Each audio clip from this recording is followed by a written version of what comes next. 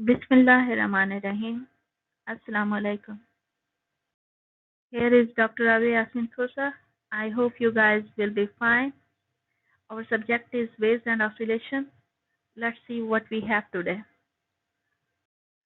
So first we have principles of superposition. Let's see what is principle of superposition. When two or more than two waves travel through the same medium, combine at a point. तो superposition के लिए ये लाजमी है कि हमारे पास दो या दो से ज़्यादा वेव्स हों। अगर हमारे पास सिंगल वेव है तो वो कभी भी हमें सुपरपोजिशन नहीं मिलेगी। ठीक है, तो लाजिम है कि हमारे पास दो वेव्स हों और वो दोनों में वेव्स जो हैं वो एक ही मीडियम में ट्रेवल कर रही हों। अगर आपके पास दो वेव हैं, एक मीडियम में ट्रेवल कर रही है और दूसरी दूसरे में मीडियम में ट्रेवल कर रही है, तो वो कभी भी सुपरपोज नहीं करेंगी या इंटरैक्ट एक दूसरे के साथ नहीं करेंगी। जब वो इंटरैक्ट नहीं करेंगी तो हमें सुपरपोजिशन नहीं मिलेगी। तो लाजिम है कि वो क्या हो, एक ही मीडियम में हो और एक ही लाइन के अलोंग मूव कर रही हो। बेशक आपका मीडियम एक है लेकिन वेव्स एक दूसरे से आगे पीछे हैं या एक ही लाइन पर मूव नहीं कर रही, तो तब भी आपको सुपरपोजिशन मिलेगी। तो इसके लिए क्या लाजमी है, दो वेव्स हो या दो से ज़्यादा वेव्स हो, एक ही मीडियम में से गुजर रही हो और सेम पॉइंट पे या एक ही लाइन पर मूव कर रही हो, और लाइन पर मूव करते हुए एक दूसरे के साथ जब इंटरेक्ट करेंगी तो तब हमें सुपरपोजिशन मिलती है। इसकी जो एग्जांपल्स दी गई हैं, अगर इस फिगर में देखें तो हमारे पास क्या है, ये एक ही लाइन है। इस लाइन के ऊपर हमारे पास क्या है, दो वेव्स हैं। एक डायरेक्शन में जा रही है, दूसरी डायरेक्शन में, तो ये एक दूसरे के करीब आ जाते हैं और फाइनली एक दूसरे के पास सुपर इम्पोज होती हैं। और क्योंकि ये डिफरेंट डायरेक्शन में मूव कर रही थी, एक दूसरे के साथ मिलने के बाद ये दोबारा अपनी उसी डायरेक्शन को कंटिन्यू रखती हैं और यूँ वो एक दूसरे से सेपरेट हो जाती हैं। और ये वाला जो पॉइंट है, ये मिडल वाली, ये हमें बता रही है सुपरपोजिशन। ठीक है, तो सुपरपोजिशन डिफरेंट टाइप्स की हो सकती हैं। यह जो सुपरपोजिशन है उसके हमारे डिफरेंट प्रिंसिपल्स हैं, तो वो क्या है, चलिए देखते हैं। So here we have applications of principle of superposition. Superposition की हमारे पास एक्चुअली तीन एप्लीकेशंस हैं। एक है interference, next is standing wave and the last one is beat sorry. तो ये वो बेसिक एप्लीकेशन है जो हम अपनी नॉर्मल लाइफ में भी देख सकते हैं। ये जब हम इनको मज़ीद डिटेल में पढ़ते जाएंगे आप लोगों को अंदाज़ा होता जाएगा कि ये आप बेसिकली ये सारी की सारी जो सुपरपोजिशन हैं ये आपकी नॉर्मल लाइफ में आप देखते रहते हैं। ठीक है, लास्ट टाइम हमने पढ़ा था इंटरफेरेंस के बारे में और इस दफ़ा हम डिटेल में पढ़ेंगे स्टेशनरी वेव्स के बारे में, और नेक्स्ट लेक्चर में हम देखेंगे कि बीट्स क्या होता है। ठीक है, ओके, व्हाट इज इंटरफेरेंस। तो इंटरफेरेंस में क्या होता है कि हमारे पास the superposition of two having same frequency and are moving in same direction will result in the phenomena of interference। सही है, तो में भी एग्जैक्टली यही होता है कि हमारे पास दो वेव्स हैं या दो से ज़्यादा वेव्स हैं और वो उनकी फ्रिक्वेंसी क्या है, सेम है और वो सेम डायरेक्शन मूव कर रही हैं। ठीक है, फ्रिक्वेंसी सेम है और वो सेम डायरेक्शन में मूव कर रही हैं, और उसके बाद जब वो एक दूसरे के साथ इंटरैक्ट करेंगी तो तब हमारे पास इंटरफेरेंस होता है। और हमने देखा था हमारे पास कंस्ट्रक्टिव इंटरफेरेंस भी आता है और डिस्ट्रक्टिव इंटरफेरेंस भी आता है। कंस्ट्रक्टिव इंटरफेरेंस तब आता है जब क्रस्ट से कंबाइन होता है कंस्ट्रक्टिव, और जब डिस्ट्रक्टिव तब होता है जब क्रस्ट और ट्रफ एक दूसरे के साथ हो, तो ये वो कैंसल आउट हो जाता है। तो यूं हमारे पास ये इंटरफेरेंस, ठीक है, ये इंटरफेरेंस, बीट्स और स्टैंडिंग वेव, ये सारी एक दूसरे के साथ रिलेटेड है। जस्ट इनमें जो डिफरेंस है फ्रीक्वेंसी का समटाइम डिफरेंस है एंड समटाइम डायरेक्शन का डिफरेंस है। सही है, चलें अब आते हैं अपने प्रॉपर टॉपिक की तरफ। सो जो टॉपिक है वो है स्टैंडिंग वेव। स्टैंडिंग वेव्स में क्या होता है, the superposition of two exactly similar waves. ठीक है, एग्जैक्टली सिमिलर वेव्स यानी कि उनकी जो फ्रीक्वेंसी है सेम है, moving in a medium along the same straight line in opposite direction give rise to phenomena of standing wave। तो हमने देखा इंटरफेरेंस था, इंटरफेरेंस में क्या था, वेव सेम थी, उनकी फ्रीक्वेंसी भी सेम थी, और लेकिन क्या था, वो सेम डायरेक्शन में मूव कर रही थी। स्टैंडिंग वेव होता है कि हमारे पास जो वेव्स हों, फ्रीक्वेंसी सेम हो, लेकिन वो एक दूसरे के अपोजिट डायरेक्शन में मूव कर रही हों, और इसके लिए भी लाजिम है कि वो स्ट्रेट लाइन पर ही मूव कर, स्ट्रेट लाइन पर मूव कर रही होंगी तो तभी वो होगा, सुपरपोजिशन होगी, अदरवाइज नहीं होती। ठीक है, इसको अगर हम फिगर के रिस्पेक्ट से देखें, क्या है कि टू वेव्स हैं, एक लेफ्ट साइड पे जा रही है और दूसरी वेव मूव कर रही है राइट साइड की तरफ। Sorry, this is for the left one and this is for the, तो जब ये एक ही लाइन पर मूव कर रही हैं और जब एक पॉइंट पर जब ये आपस में आके मिलती हैं तो तब हमें पास इस तरह की फिगर मिलती है।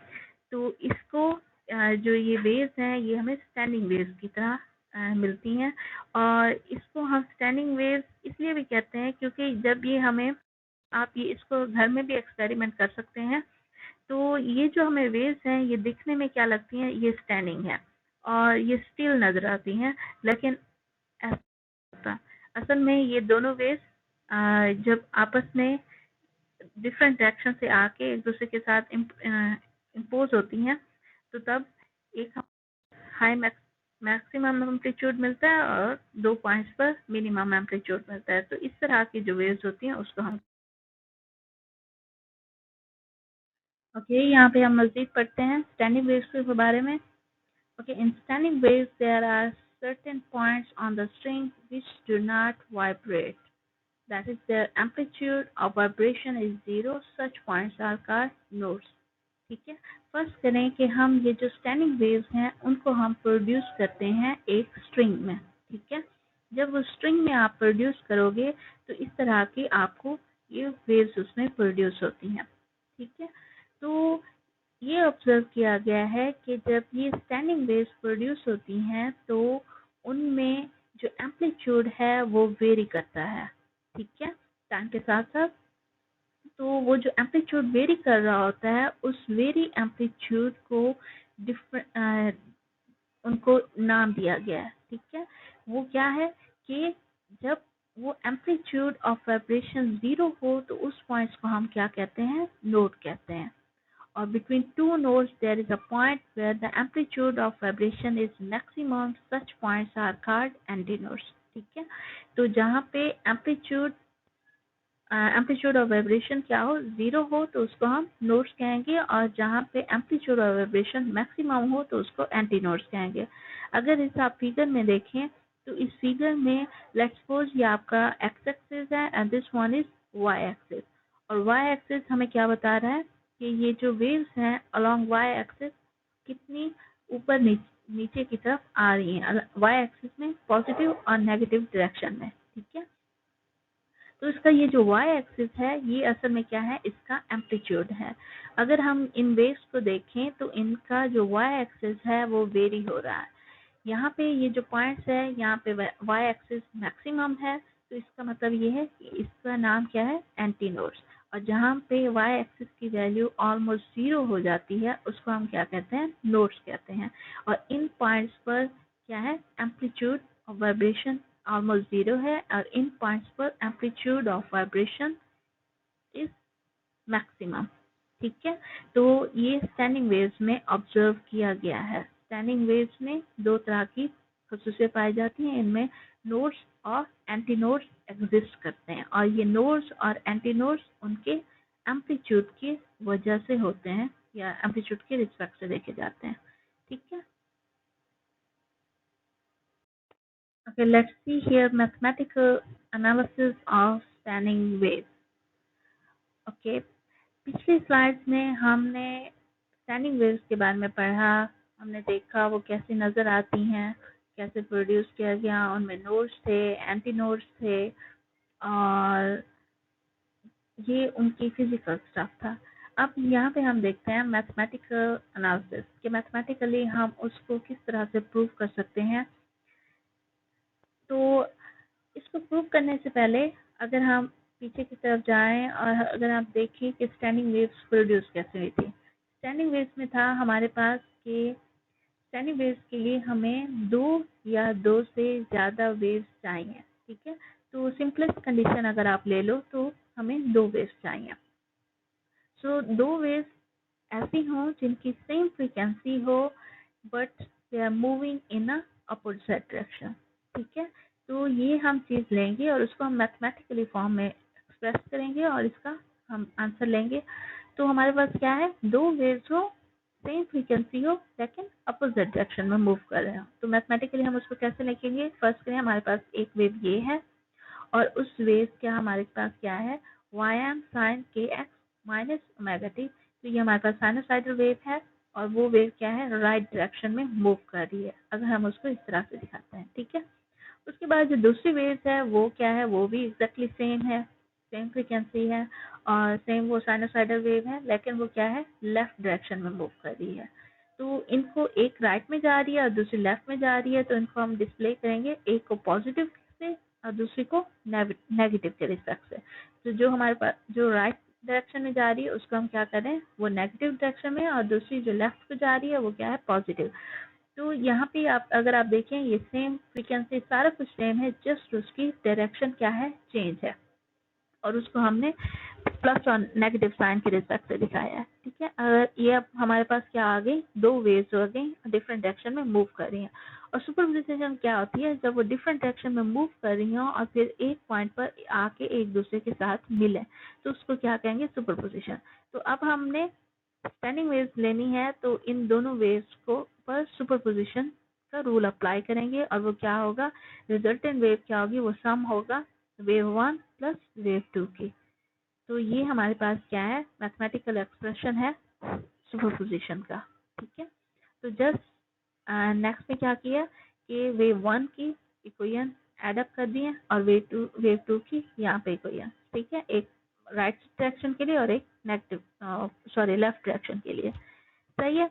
तो ये हो गया स्टैंडिंग वेव्स के लिए। अगर जब हमने इसको फर्दर सॉल्व करना है तो सॉल्व करने के लिए हम क्या लेंगे, ट्रिग्नोमेट्रिक फार्मूला लेंगे, और वो ट्रिग्नोमेट्रिक फार्मूला क्या है, sine A plus sine B is equal to this stuff, okay. तो जस्ट हम अगर हम इसको कंसीडर करें, this is the sine A and that is sine B, तो साइन ए और साइन बी जस्ट इसमें एडअप किए गए हैं।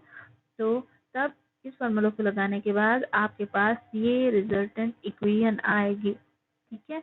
तो अभी आप लोगों की असाइनमेंट है, आप लोगों ने करना है कि इस वाली इक्वेशन को लेना है और इस वाली इक्वेशन को इस पे ये वाला फार्मूला अप्लाई करना है, और जब आप ये फार्मूला अप्लाई करेंगे तो आपके पास ये आंसर आना चाहिए, ठीक है, सही है। तो ये हमें क्या बता रहा है कि ये हमारे पास एक वेव्स है और ये जो वेव्स है इसमें एक साइन फैक्टर है और एक क्या है, कॉस फैक्टर है। और ये जो साइन फैक्टर है ये हमें बता रहा है इसके वाई डायरेक्शन में मूवमेंट को, यानी कि इसकी एम्पलीट्यूड के बारे में बता रहा है, और ये अलोंग एक्स एक्सिस उसकी मूवमेंट की बता रहा है, सही है।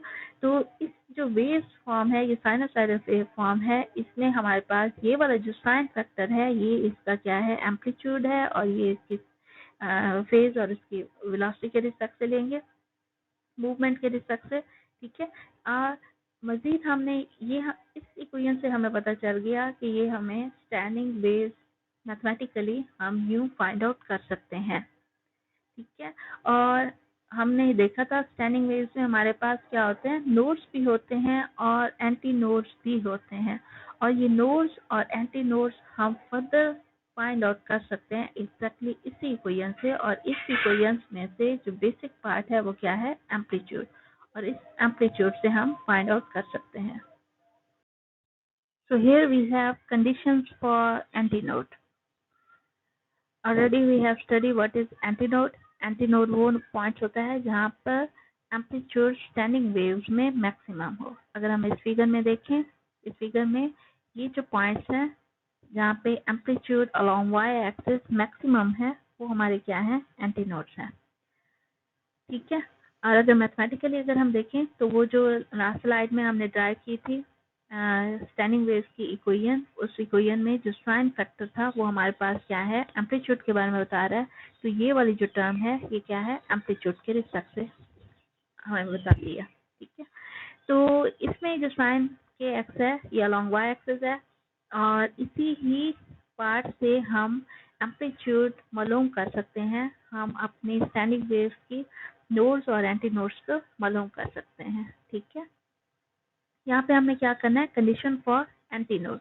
तो एंटी नोड जब हमने मालूम करना है तो एंटी नोड क्या है, जहाँ पे मैक्सिमम एम्पलीट्यूड होता है, और हमारे पास इक्वेशन क्या है, A is equal to 2my sin kx, और एंटी नोड में मैक्सिमम एम्पलीट्यूड चाहिए, तो इसका मतलब है इस इक्वेशन में ये वाली जो साइन के एक्स वैल्यू है इसकी वैल्यू मैक्सिमम आनी चाहिए, और मैक्सिमम वैल्यू क्या होगी, 1 के इक्वल।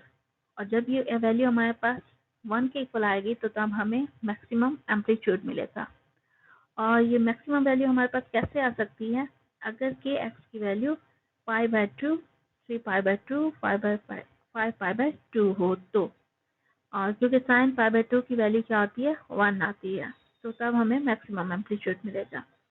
और अगर हम इस इक्वेशन को देखें तो यहाँ पे हमारे पास क्या ट्रेंड है, दिस इज π/2, 3π/2 एंड 5π/2, यानी कि ऑड का ट्रेंड है, यहाँ पे 1 देन 3 देन 5। सही है, तो इस इक्वेशन को हम फर्दर लिख सकते हैं 2n + 1 π/2, और यहाँ पे हमारे पास जो n है वो क्या है, n की वैल्यू है 0, 1, 2, 3, 4, 5, 6। ठीक है, अगर हम इसमें देखें, अगर हम n की फर्स्ट वैल्यू को ऐड करें, यानी कि n की फर्स्ट वैल्यू क्या है, 0, जब हम यहाँ पे 0 लगाएंगे तो ये टर्म हो जाएगी 0, तो हमारे पास क्या बचता है, π/2, so we can get this π/2। अगर नेक्स्ट n की वैल्यू लगाएं वो क्या है, 1, तो 2 + 1 is equal to 3 and we will get 3π/2, this is over here। तो ये π/2 की जो भी वैल्यूज ऑड में आएंगी, हमारे पास साइन की वैल्यू क्या आएगी, 1 के इक्वल आएगी। जब साइन की वैल्यू 1 आएगी तो हमें मैक्सिमम एम्पलीट्यूड मिलेगा, और जब मैक्सिमम एम्पलीट्यूड मिलेगा तो ये स्टैंडिंग वेव्स में एंटी नोड्स पोजीशन को डिफाइन करती है। ठीक है, तो ये हमने मैथमेटिकली भी प्रूव कर लिया, और ये इसको फिजिकली इस एग्जांपल में देख सकते हैं। सही है, so the next is conditions for nodes. और नोड्स का भी हमने देखा था, नोड्स कौन से पॉइंट्स होते हैं, वो पॉइंट्स जो कि जहाँ पे एम्पलीट्यूड मिनिमम हो। अगर यहाँ पे देखें तो ये वाले जो पॉइंट्स हैं जहाँ पे एम्पलीट्यूड ऑलमोस्ट 0 है, यानी कि वाई डायरेक्शन में मूवमेंट नहीं है, तो उनको हम क्या कहते हैं, नोड्स कहते हैं। तो एग्जैक्टली सेम हम इक्वेशन लेंगे एम्पलीट्यूड वाली, और इसमें हमें क्या चाहिए, नोड्स में एम्पलीट्यूड मिनिमम होता है, तो ये वाली जो टर्म है ये क्या होनी चाहिए, ऑलमोस्ट 0 होनी चाहिए। जब ये 0 होगी तो ऑटोमेटिकली बाकी सारी टर्म भी क्या हो जाएगी, 0 हो जाएगी। ठीक है, तो ये साइन की 0 वैल्यू कब आती है, तब जब हमारे पास साइन 0 हो, या साइन पाई हो, 2 पाई हो, या 3 पाई हो, तो तभी हमारे पास जो वैल्यू है वो 0 आ सकती है। और इसको हम कम्प्लेक्स फॉर्म में इस तरह से लिख सकते हैं, कंप्लीट फॉर्म एन पाई, और एन की वैल्यू कहाँ से शुरू हो रही है, 0, 1, 2, 3, 4, 5 कंटिन्यू। सो हम जैसे जैसे एन की डिफरेंट वैल्यूज ऐड करते जाएंगे, एन की डिफरेंट वैल्यूज ऐड करेंगे, तो तब हमारे पास साइन की वैल्यू क्या आएगी, 0 आएगी। ठीक है, जब साइन की वैल्यू 0 आएगी तो ये टर्म क्या हो जाएगी, 0 हो जाएगी, तो एम्पलीट्यूड हमें क्या मिलेगा, 0 मिलेगा। और जब एम्पलीट्यूड 0 होता है अलोंग y एक्सिस, और again and again telling it's along y axis, जब ये y एक्सिस अलोंग 0 होगा तो तब हमारे पास क्या मिलेगा, नोड्स मिलते हैं। तो ये थी स्टैंडिंग वेव्स की खसूसियत।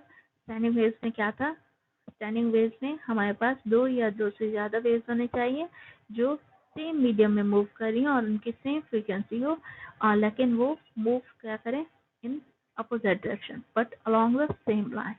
और जब ये वेव्स बनती हैं तो उनमें 2 चीज़ होती है, एक होती है नोड और दूसरा क्या होता है, एंटी नोड्स। ठीक है, इसको हमने फिजिकली भी देख लिया और इसकी मैथमेटिकली भी इसको प्रूव कर लिया। ठीक है, so this was our lecture today.